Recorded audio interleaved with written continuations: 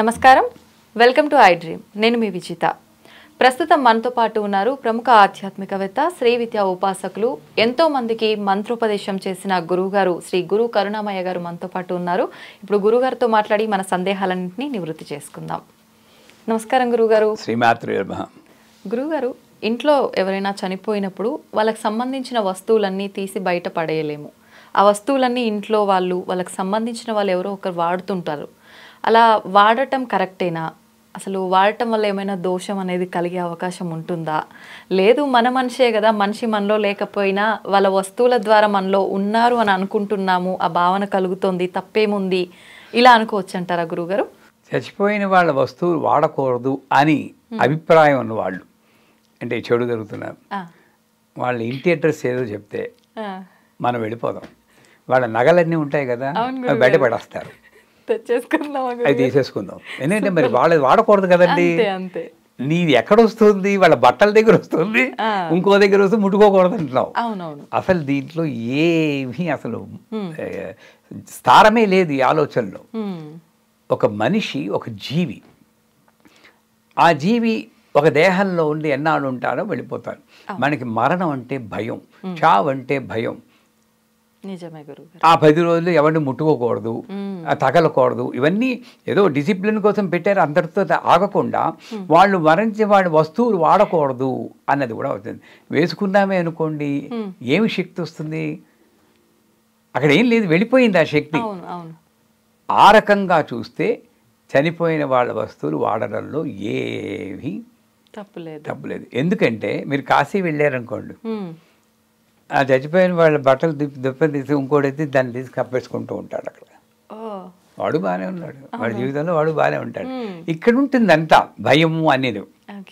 So ఒక రకంగా చూస్తే ఈ బట్టల వల్ల వాటి వల్ల ఎనర్జీలు ట్రాన్స్ఫర్ అవుతాయంటే నేను నమ్మను. నా పర్సనల్ అభిప్రాయం అడిగారు కాబట్టి చెప్తున్నా. కాకపోతే ఒక మహానుభావుల వస్త్రం నేను ధరించినప్పుడు వాళ్ళ వస్త్రం నేను ధరించాను కాబట్టి వాళ్ళ గుణగణానికి అనుగుణంగా నేను నడుచుకోవాల్సిన బాధ్యత కూడా నా మీద ఉంటుంది.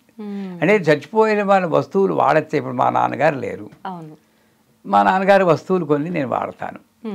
వాడినప్పుడు నా యొక్క అభిప్రాయం ఏంటి? నా నాన్న నాతోటే ఉన్నారు అని ఒక ఆనందం వస్తుంది.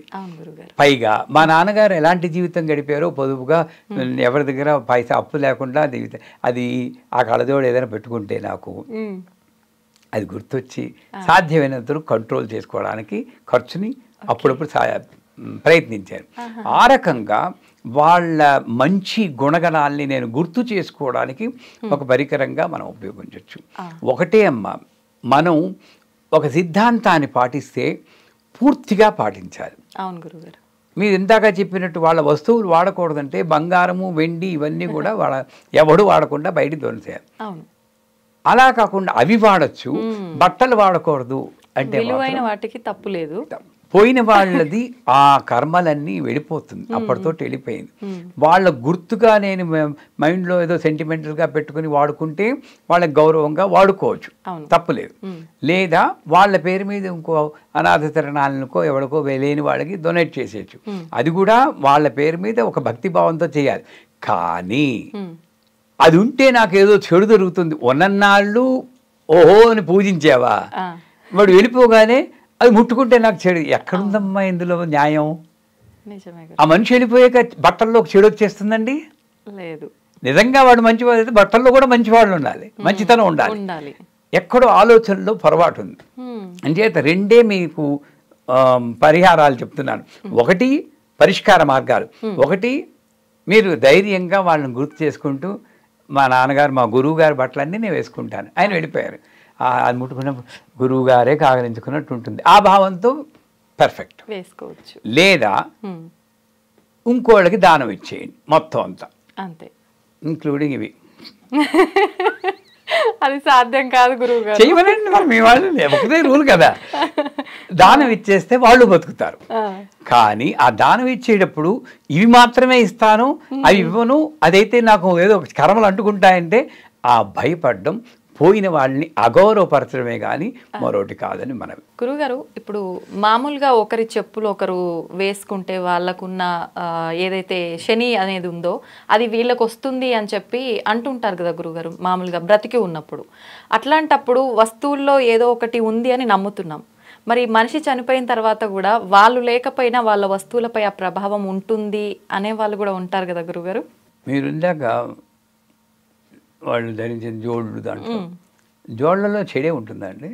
మరి గురు పౌర్ణమి వస్తుంది, గురుపాదుకలు అంటాడు. అవును. మరి నేను తొడుక్కున్న జోళ్ళు వాళ్ళకి ఇస్తాను, కర్రజోళ్ళైనా ఏదైనా, నా చెడంతా వాళ్ళకి వెళ్ళిపోతుందా? వాళ్ళు కళ్ళకొద్దుకు తీసుకుంటున్నారు. మరి నా బుర్రలో ఏదో ఎక్కడో ఫాల్ట్ ఉంది.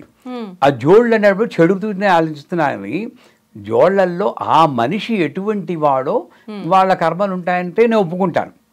కానీ ఇంకోళ్ళు జోళ్ళు వాడితే నాకు చెడు జరుగుతుందంటే, జోళ్ళు కాళ్ళ కిందకు ఉన్నాయి కాబట్టి అది చెడు అంటే అది లాజికల్గా కరెక్ట్ కాదు.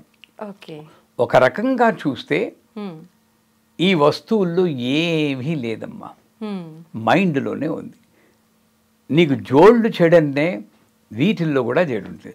కొంతమంది దీన్ని కరిగించేసి వేరేలా వాడుకుందాం అంటారు. అవును, కరించేసి రూపం మార్చిన మూలమే. వాడు ముట్టుకున్న బంగారమే, వాడు ముట్టుకుని జోడే. ఎక్కడ పోతుంది ఈ కర్మలు? అంచేత నువ్వు చచ్చిపోయిన వాళ్ళ వస్తువులు ఎందుకోసం వాడుతున్నావో నేను నిర్ణయించుకోవాలి. నా అవసరం కొద్దీ వాడుతున్నానా? అప్పుడు అన్నీ వాడు. వాళ్ళ కుర్చీ వాడు, వాళ్ళ కుర్చీలో కూర్చుంటారు. ఎన్ని వస్తువులు పారేస్తారమ్మా? ఆ వ్యక్తి ఇల్లంతా సంచరిస్తారండి. డైనింగ్ హాల్ కుర్చీలో కూర్చుని భోజనం చేస్తారు. ఆ కుర్చీ విసిరి మంచమే పడుకుంటారు, మంచం విసిరి, ఇవన్నీ విసిరిస్తే నువ్వు ఒక్కదానే ఉంటావు ఇంట్లో. ఇల్లు నువ్వు. ఇది కాదు. అంచేత నేను నా ఆలోచన విధానాన్ని మార్చుకోవాలి. ఎయిదర్ దానివల్ల నాకు చెడే వస్తుంది, చావు అంటే చెడు అనుకుంటున్నావమ్మా, అక్కడే వచ్చింది పొరపాటు. నిజమే గురుగారు. కానీ హోమ్ కమింగ్ అంటారు మా గురువు గారు. ఎక్కడి నుండి వచ్చామో అక్కడికి వెళ్ళిపోతున్నాం, హోమ్ కమింగ్ అంటారు. అందుకే పుట్టిన జీవి పుట్టగానే ఎందుకు ఏడుస్తుందంటే, అబ్బా దూరం అయిపోయాను అమ్మ నుండి అని ఏడుస్తుందేమో అని అనుకోవాలట మనం. మరి ఇది కదా నరకం కదా.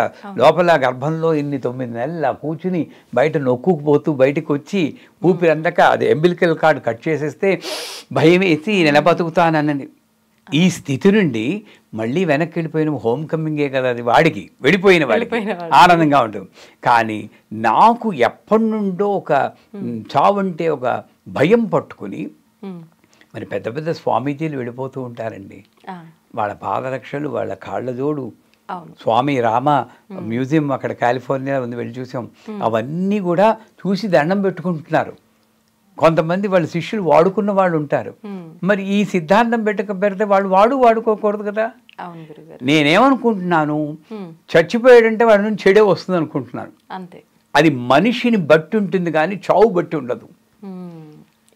నీ ఓన్ వ్యక్తిని నువ్వు ఎవరినైతే ఇన్నాళ్ళు ఎవరినైతే గౌరవించావో వాడు వెళ్ళిపోగానే వాడి చెడ్డ ఎలా అవుతుంది వాడి వస్తువులు అంటే ఆలోచన విధంలో తప్పే కానీ ఈ పద్ధతులు ఏమీ తప్పులేదు, శుభ్రంగా వాడుకోవచ్చు. నిజమే గురుగారు, మీరు చెప్పింది మార్చుకోవాల్సింది ఆలోచననే, అది మార్చుకోవాల్సింది. ధన్యవాదాలు గురుగారు.